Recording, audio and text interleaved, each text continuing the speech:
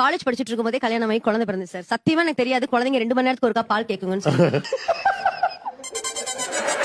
பால் குடிக்குது தூங்குது அப்புறம் மோஷன் போகுது, திருப்பி பால் குடிக்குது தூங்குது மோஷன் போகுது. வந்தா சுட்டா செத்தா ரிப்பீட், வந்தா சுட்டா செத்தா ரிப்பீட், வந்தா சுட்டா செத்தா ரிப்பீட். எனக்கு காட் ப்ராமிஸ் எனக்கு தெரியவே தெரியாது சார். ரொம்ப ஷாக் ஆனேன். இன்னும் பச்சை புள்ளையா இருக்கேடா. அதுக்கப்புறம் பாத்தீங்கன்னா சாப்பாடு ஊட்டும் போது வாயிலே வச்சிருக்குங்க சார். எனக்கு அவ்வளவு ஆத்திரம் வருது. ஆண்டவனே ஒரு வயித்துல ஒரு ஜிப் வச்சு கொடுத்துறேன். எது உள்ள போட்டு ஆமா